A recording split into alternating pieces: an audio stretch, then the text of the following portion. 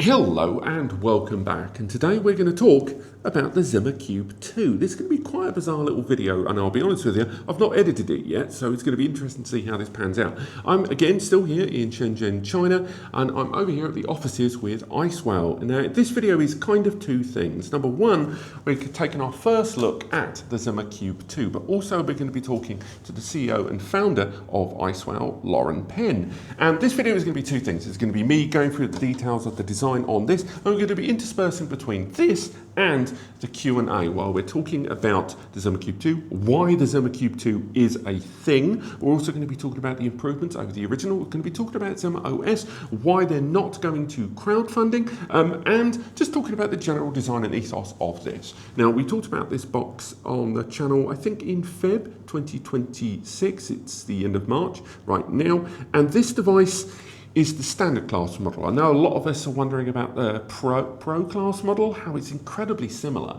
And I would argue, and hopefully this will come out in the Q&A as well, just how much the standard class model has improved. Now, the design, the external chassis is still completely metal all the way around. Hopefully during that Q&A we'll also talk about pricing as well, because realistically right now, buying a NAS, it's not the biggest part of any money you're going to spend on kind of deploying your own hardware solution. It's still packing a lot in. It also has 8 gig of memory. Let's have a look inside, because we're going to rip that off there.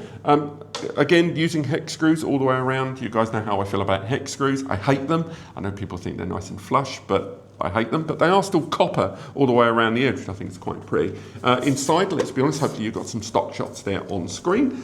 Bring that nice and close to camera.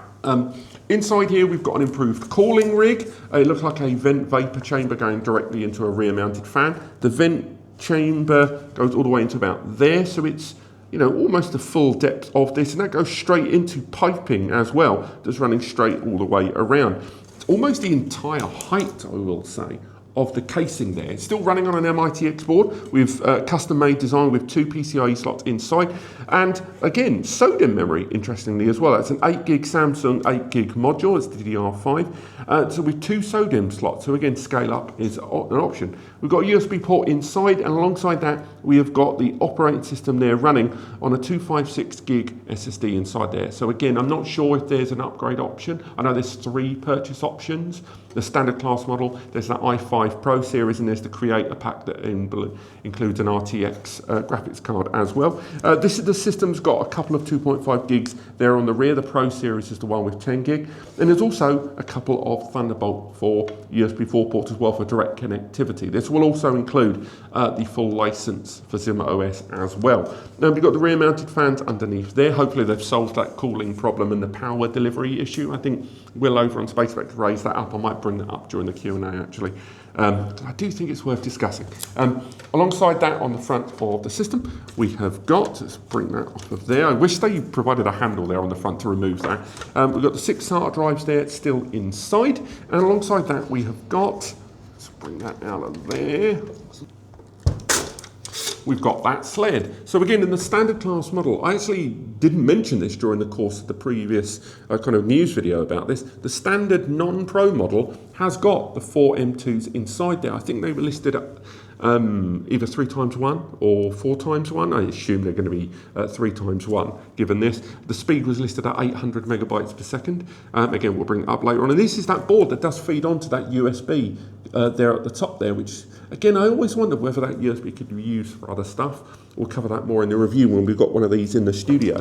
But again, the build seems largely the same. But let's crack back into that Q&A. Let's intersperse that there, and I'll come back to you and we'll continue talking about this in a bit.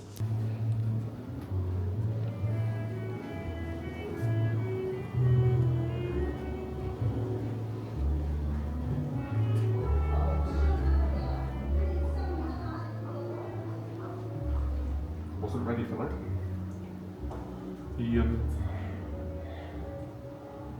What number did he say? I thought he said 44, but it only goes up to 38. Fantastic stuff. I've got nothing to say. I've got nothing. But yeah, sorry, she's just going to film there. This is Katie. Hello and welcome back, and I'm here with Lauren Penn, the founder and CEO of Icewell, and the ZimaCube 2. This is something we talked about on the channel a while. Do you remember we spoke about the original ZimaCube and the ZimaCube Pro going originally through crowdfunding? And they've kind of gone from strength to strength with ZimaOS arguably becoming one of the most kind of, you know, it used to be the kind of outside the scope operating system for NAS, and I think it's really making a lot of moves into pushing into the conversation a great deal. Now, we're here in China, in Shenzhen, China, to meet with you and also talk about this device, why it is, what it is, talk about ZimaOS and a lot of the motivation behind it. But number one, thanks so much for having us here. Thank you, Robert. So, hi, Warren. Nice to meet you guys. I'm sorry, I like to talk. So I guess, do you know what? We're going to get straight into it with my first question. What exactly does the ZimaCube 2 bring in that doesn't already exist in the original ZimaCube and ZimaCube Pro? Yeah, I think let's take an overlook for this product now. It brings a new color or the new season. It's like the slave mantle, and everyone of my team loves this new color. And we got like more than 1,000 backers in our first crowdfunding, and we got lots of community feedback. Until now, we have more than 30,000 Discord members, and every day we are listening from the community. And people provide so many suggestions about the thermal and compatibilities. You know, the hardware spec of the ZimaCube is great, but for next generation, we hope it's more stable, more reliable, more powerful. So, like at the middle of 2025, the hardware team finished the complete solution in the design solution for the ZimaCube 2. And the biggest upgrade is focusing on the basic module actually. Well, I was going to say, with the ZimaCube 2, the original, when you released the first one, when it went to crowdfunding, I think most users, there was the original ZimaCube, the N100 CPU model, and then you had that i5 model, the Pro, and a lot of people were like, well, I'm obviously going to go for the Pro. Yeah, and it's so bizarre. Like, it's been a few weeks now since I sort of first made a video about, when I first heard about the specifications of the two. And kind of overwhelmingly, everyone's looking at the standard class model. But it's got a lot under that bonnet, and a lot for the price tag currently in the market environment against a lot of the solutions out there. So I'm really intrigued by when you're rolling out the standard class and the Pro Series model. Well, I'm just going to pop the Pro to one side, the ZimaCube 2. With the standard class model, like you've souped up the CPU choice in there as well into an i3, and you managed to maintain that same price point there as well. Yeah. So when you were developing the ZimaCube 2, was a big part of it that you were still focusing on the development of the standard and the Pro, or was it let's make the base model as good as possible and build up? I think it's different from the product team and the reviewers. And in our view is, as a product team, we always focusing on the deliver the best options in 2026. You know, in the chip solutions, Intel's got so many upgrades, but at the same time, they upgraded the pricing and cost for the Ultra series. So from our point of view, we focusing on choosing a best price and the performance balance for our customers and the community. And this i3 one is definitely the perfect choice in our view, because it comes with 2 Thunderbolt ports, at the same time maintain like the 8 core and like about 8 core to 10 threads spec. So it is for the at the same time the ZimaCube Chase is delivering 6 HDD and 4 SSD channels. Which means this is the perfect pricing for what it is.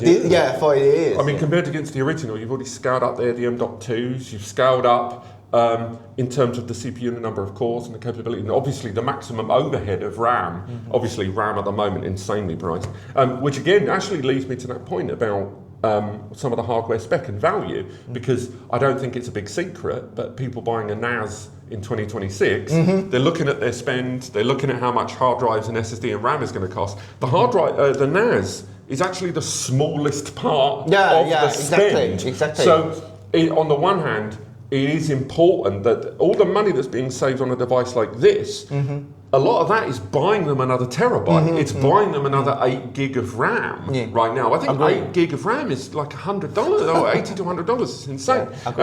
But with this, one of the things I really like about that standard class model, as you mentioned with the i3 and the extra lanes it's allocating there to allow you the extra slots and bells and whistles. But because you went with an Intel chip, at the moment, the majority of NAS brands building a NAS at this scale at a similar price, to pull some names out of the air, if you look at like Minisforum and the N5, they're all running on an AMD, and lots of them are running AMD chips. And which, I'm not suggesting AMD chips aren't good, because they aren't. Some of them bring into and introduce ECC, which again brings into its own cost. But Intel chips, QuickSync, multimedia, and so many users that are cord cutting away from multimedia, that price point for that capability, and with ZimaOS and that direct connectivity. And I know this is meant to be a Q&A about you, but it was just a lot of the things that I saw about ZimaCube originally that the standard class N100 model couldn't give. Whereas this one can in that standard bit in the middle. I mean, sorry, I'm going to skip straight away to a question where we had one of my questions I was going to ask you about lessons that were learned in the development between ZimaCube 1 and ZimaCube 2. I mean, I know some of them, but what were some of the lessons that were learned in the background at Icewhale during the development between the two? Yeah, you know, we need to make the software, as a NAS, it's a complete product, like defined by the software team and hardware team both. So what we've learned from the previous generation is you need to make these two teams work much closer as you expected. In most of team, like I know our competitors or the other companies, the hardware team is like the ODM side or work closer to with the manufacturing guys. And however, the software team is an isolated team. As a startup, we focusing on make these two teams combine together. So every week, we talk about the software details and hardware details on the same meeting. And for example, that in this generation, internally we define a new feature called parameter design. Means you can control all elements via our software or the GUI next upgrades through, which means that all the fans are controllable through the operation system layer. And at the same time, for the next 2 or 3 months, you will see some very significant upgrades on the ZimaOS side to deliver these capabilities. I mean, again, and also because the hardware building, again, that USB connect. One of the things I've talked about with ZimaOS in the past, one of the things I've liked is, you know, it's one of the few downloadable DIY NAS operating systems, notwithstanding the free or the paid version we'll come back around to, but USB 4 direct connectivity. Now, obviously, this in the standard class model giving you that option to directly connect something. And I mentioned this in a previous video. There are some turnkey NAS solutions in the market where you literally have to pay thousands of dollars to have that capability. That is a capability that's included in a free /$29 lifetime license software, but also included with this, and as you say, with the parity of development and design of hardware and software. But what I'm really intrigued by is where you go next, because after the fan control, then obviously you've got how much BIOS level give and take you can manage internally, because you've got 2 PCIe slots in there. So obviously those you can decide how much they are going to have access to and level of control, and the cards you put inside for, you know, M.2 network interface upgrades and stuff like that. So it's going to be really exciting to see just how much of that level of control that you say you're bringing in for this device specifically in that software. Sorry, I've just noticed you've got nice little copper screws in there. I hadn't noticed that. I quite like those. But yeah, I mean, again, I think we have to talk about the cooling, because when you originally rolled out the original Zima, there were, people were perturbed, because obviously it was a product going to crowdfunding, and we'll come back around to that subject. It is quite a hot button topic right now. Your first product was developed and funded via crowdfunding while you had Casa OS. And ZimaOS was obviously developed alongside the original ZimaCube. but cooling and power management. So I guess how exactly and what have you learned in terms of that cooling that is being improved upon in this device? So users shouldn't be concerned that if they are, getting a deposit and buying this device, that they're not like cooling. How is cooling managed? Yeah. Or improved upon? For the first bench of the Kickstarter, we got some feedback about the cooling side, and people care about this part. So the first step we've done 1 year ago is we shipped a lot of new customized thermal module to the reviewers and our global backers to deliver a better solution compared with the original Kickstarter bench. At the same time, for ZimaCube 2, we customized a thermal module, as you've seen. I'll be honest, I glanced at this when you were out of the room, but I'm looking at it properly now that I'm allowed to look and no one's around. So you've gone for a vapor chamber at the front there, going straight into a rotating fan, and it's right there up to the cap top. Is that? Yeah. So it channeling all the way through via the front and back vents. Hopefully we've got some stock footage there on screen. It is massive. There's no other way to describe it. That is a huge cooling system, particularly for an MITX board as well. I mean, again... Trust me, it's overkill for the i3 chip. But at the same time, the design purpose is provide a very smooth and clean fan flow and airflow. Even you extended a GPU inside the ZimaCube 2. But it's good that you've got that channeled all the way along. It's not just opening out. You're taking advantage of the path all the way through. I mean, again, as you say, it is huge overkill for that i3, but on the i5, perhaps less so. But I mean, the fact that it leads straight over the OS drive there at the back as well. But again, it's nice to see you've taken that quite seriously there with quite an aggressive cooling system. And that's not an additional purchase. That's included in the base model, in the cooling thing. Definitely. I mean, and power management, you're still going into a barrel. Out of the box is always the key, both for the ZimaOS and the ZimaCube partner line. And just so I know it's not a question on here that I was going to go through, but the M.2 sled, what speed are the M.2s? You mean the onboard? Oh, no. So the M.2 sled board, the 4 M.2s, are they Gen 4 times 1 or Gen 3 times? I think for the basic module it's still the Gen 3. So they're 3 times 1, so 800 meg to 1 gigabit. It's like a gigabyte. It's like 800 to cool. Yeah.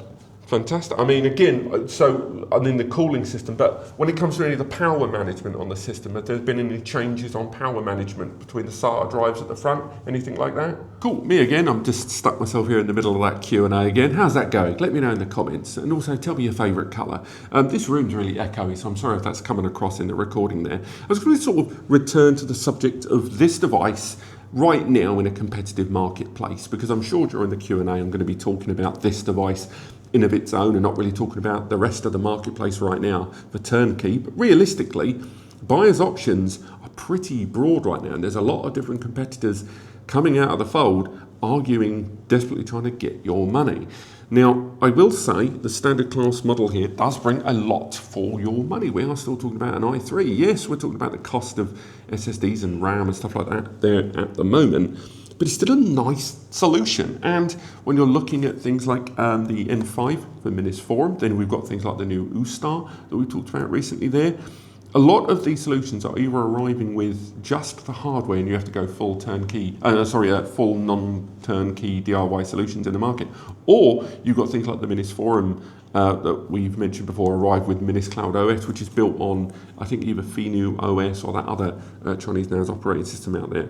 This, at the very least, is arriving with ZimaOS included then. It must be quite beneficial to have the software and the hardware being developed at the same time, because we've known this for a very long time, looking at brands like Solange and QNAP and Asustar and TerraMaster and more, where these are brands that have developed the hardware and the software at the same time. So it's going to be interesting to see just what takes priority from this brand when it comes to the development of ZimaCube. Are they going to eventually make more money out of software than hardware? Are they still going to try and champion both of them? Realistically, I kind of thought for a while that they wouldn't release a follow-up to ZimaCube, because after the Zima Blade and the Zima Board and then the ZimaCube, their software seemed to be taking centre stage. And given that the original went to crowdfunding, and therefore there would have been users that wondered about another device, whether it would have gone to crowdfunding, how much money it actually cost to develop these, what are the profit margins, and with software the profit margins can be huge. I'm pleased to see them rolling out a new follow-up to this. Now, until we've got this in the studio and put it through its paces and to see just how good this can be, I'm going to hold off my full judgment there. But for at least in terms of what I'm seeing here, I'm not going to say this is an enormous scale-up over the original ZimaCube. I'm not suggesting anyone that purchased the original ZimaCube should go out and buy an upgrade. That would be madness. But I do think, compared to some of the options in the market right now in March 2026, this is a compelling and competitive option. And if it can deliver on the promises they are saying, and given this is 6 hard drive bays, 4 M.2 NVMEs, not including the operating system drive there as well, 2 PCIe slots, Thunderbolt connectivity, 2.5 gigabit networking, SODIMM memory inside. It is hard to argue with that compared to what a lot of people are charging here in the market. I mean, I could talk about other things. Here on the table, they've left this. We have a wooden front-mounted panel. Now, did they leave that there in error? Is this going to be an option later on? It pleases me that clearly this is a brand that is still looking at their hardware and they haven't just jettisoned the hardware on to focus on the software. And for those of you that are looking at turnkey, if you are waiting and wondering about this and you don't really want to pre-order it, can I strongly recommend that you just download ZimaOS and give it a whirl. You can still do that for free. And I do think there is free versions out there, or at least download the old one and don't tell anyone before June. But still, nonetheless, I'm pleased with what I'm seeing here and coming all this way to see it. Frankly, I thought I was going to just see the same box, and I'm not. This is a different device in a number of different key ways. But let's go back to the Q&A, because let's find out more of what Lauren's got to say, and hopefully, I'm seeing that meeting, whenever that's going to be in the future, it won't completely contradict anything I've said now. But let's crack back to that Q&A. When you've got the drives on the front, there was a video by Will, SpaceX, and he was talking about he had drive failure, he had some power issues with drives inside. So, and I know there are going to be some users that are concerned about power management on the ZimaCube. So on the ZimaCube 2, I mean, what caused that originally, and also, is that something that has been addressed on this, on the new version? Yeah, the original version, I know there are some community feedbacks about the specific drive module compatibility issues. So we follow that and fix that. Actually, that happens last year, and we fixed the power issue and the compatibility issue for the very beginning. So the compatibility, was that something? Did you speak with the manufacturers of the drive, or did you speak, because it was a Seagate drive, I think. So did you kind of research that internally, or did you speak with the hard drive manufacturers and sort of find out what the issue was, or did you identify the problem internally? Yeah, when the community pop up this kind of issues, we contact with the Seagate and Western Digital immediately. And thanks for these two companies, they shipped lots of modules and lots of hard drive and SSD modules. And we finished like hundreds of hardware completely testing after that. So definitely ZimaCube 2 already finished a lot of evaluation. The verification. Yeah, verification. I was going to say, I know from the people I've ever spoken to, particularly at WD, but WD and Seagate, they're always keen. From my experience when I've spoken with QNAP in the past, whenever a drive compatibility issue, like when there was original 1.5 TBs or the Seagate Ironwolf SSDs, Seagate generally reach out first to the NAS brands. So it's quite nice to know that they're still having that conversation with you guys and identifying that. No, it's great to see. So what's the biggest challenge that you guys have faced in the development of this new model? What's been the biggest challenge you guys have faced? Production cost. Well, I was going to say you've got. It's a big deal for the whole industry. Well, I was going to say I'm sure this is already on camera. I don't know if I got some stock shots. So trust me, the price. We've tried our best to control the production cost to deliver the best pricing for our community. Yeah. Because I was going to mention, I can't believe in 2026 I'm saying this, but I'm impressed you've got SODIMM memory. I shouldn't be excited about SODIMM memory, but because so many NAS brands are cutting corners, one of the only ways in which a lot of them have been, saving money and saving production costs is pre-soldered LP memory. And I would have bet £100 when I took the lid off of this that I was going to see soldered memory. And I'm so happy that you don't have soldered memory. So again, even though there is that savings on production costs, I will say that I am pleased that you've gone still for traditional soldering upgrade. Did it arrive with 8 gigabytes or is it 16? I can't remember. 8 one, yeah. It's For 8, cool. basic. For that price, I'll say at the moment, again, 8 gig, $80 to $100. But yeah, I was going to say that, in terms of managing the pricing, even your operating system runs from a separate SSD, doesn't it? Internally. So you've obviously had to factor that in as well. And I think the base model has 128 gig, I think, in terms of it. But has there been any other surprising production costs along the way?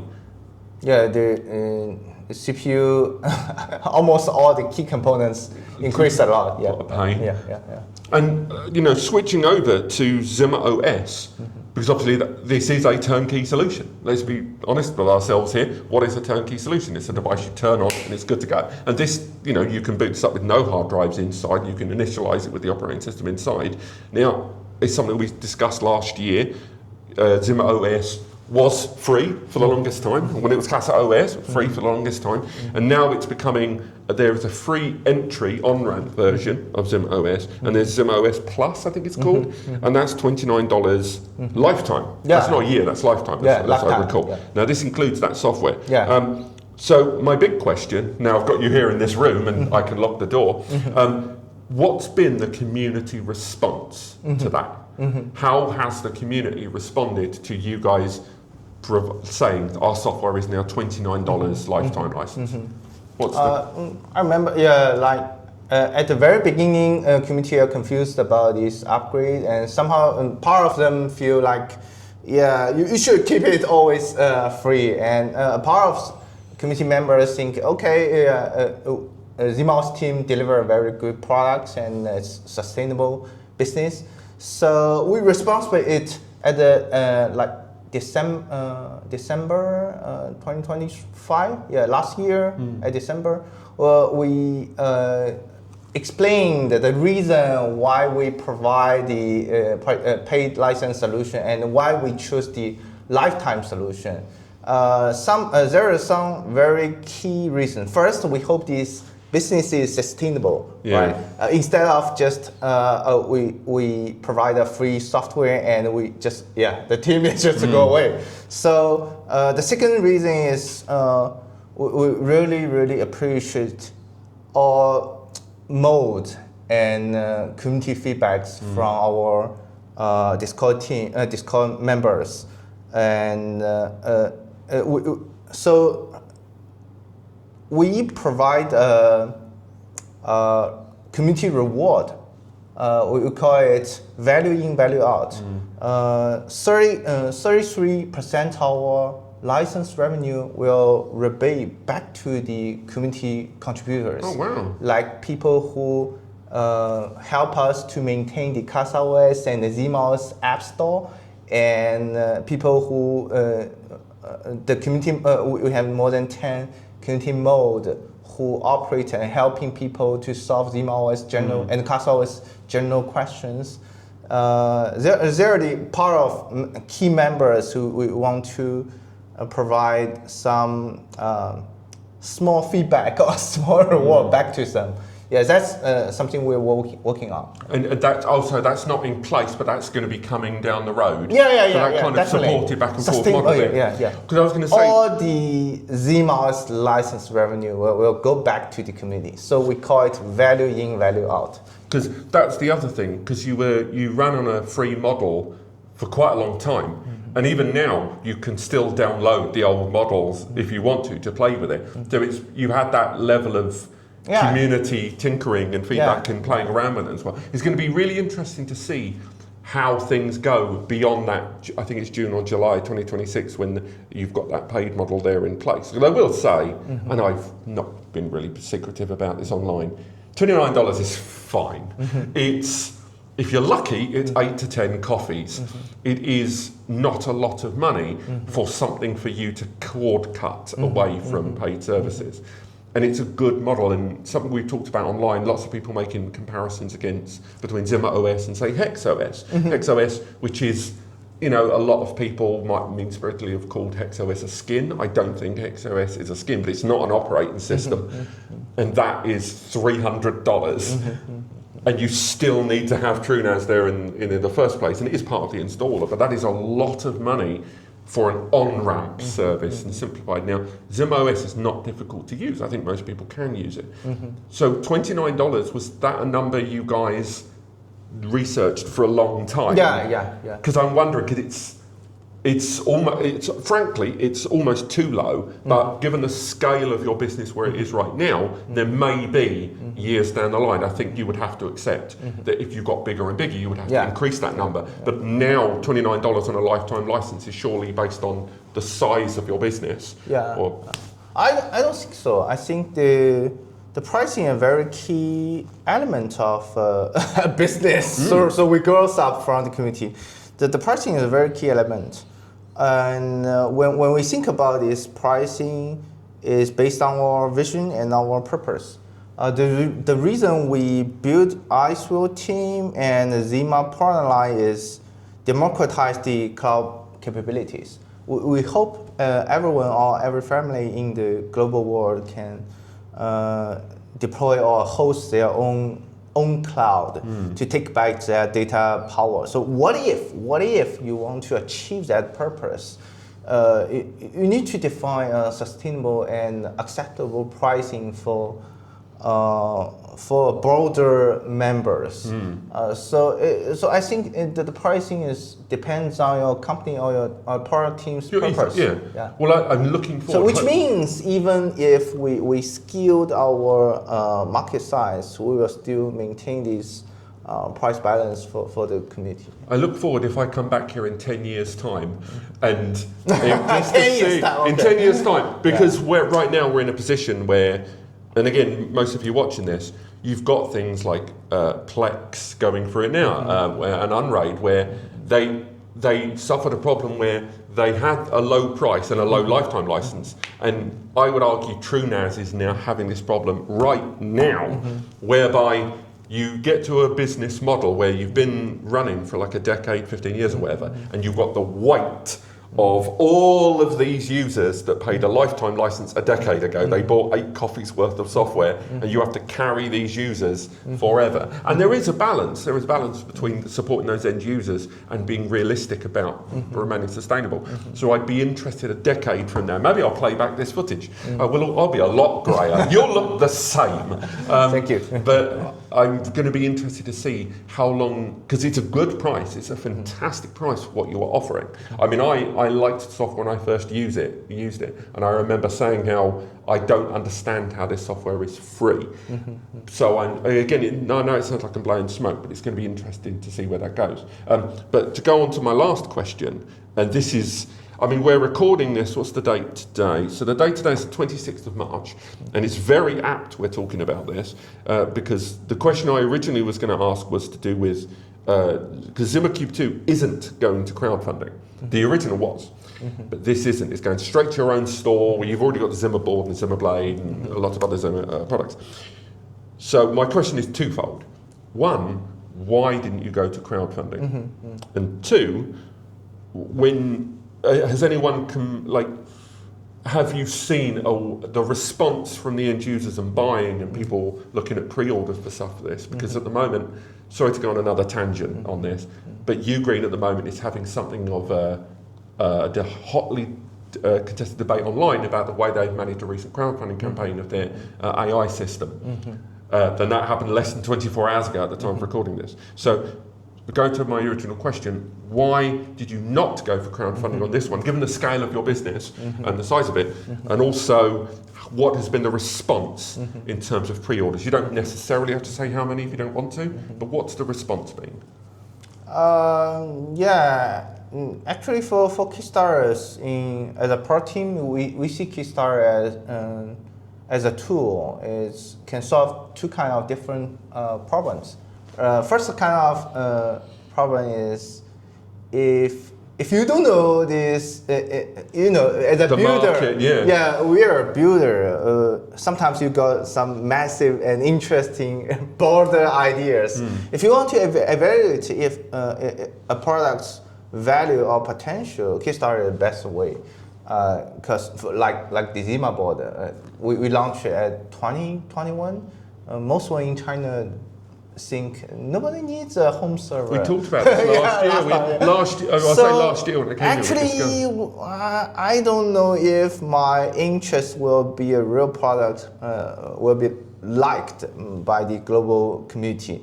So, okay, let's make a Kickstarter campaign. So this is the first kind of situation we will use the Kickstarter. Second is, if the product is too heavy, I mean the caching pressure is very high, so we don't have enough money to make our idea brings it to the reality. So we will ask for help from the community. Like the first generation ZimaCube is like very expensive for the first bench production. Like even provide this quality mode. Well, I was going to say the difference at that point. I think you'd released the Zima Blade. Yeah. So you had the Zima board, you had the Zima Blade, and the next thing was the ZimaCube. Yeah. And that line looks like this. In terms of scale and what you were going for there, I think that device had a dual-core Intel. Old Celeron inside there, 8 gig of fixed memory, and that scaled up quite significantly suddenly to this Thunderbolt. And that's again the transition between Casa into Zima as well. Yeah. But I mean, for you, so are you saying that you've learned enough lessons for this profile of device crowdfunding where you've got the confidence as a brand to roll it direct out there? So I mean, again, the response from users, pre-orders wise, how has the community feedback been on ZimaCube 2 so far? Yeah, from the I'm not sure if you noticed that we are launching some public testing and open testing for Iceworld community. The feedbacks are very active. For example, we received more than 200. It's close to 300 applications for people what they want to build with ZimaCube 2. So many beautiful and real-life scenarios and usage we've heard and learned from the community. So we are working actively to deliver them the ZimaCube 2 evaluation prototype and to learn from the community feedbacks. Yeah. So until now, it's quite positive and active. Yeah.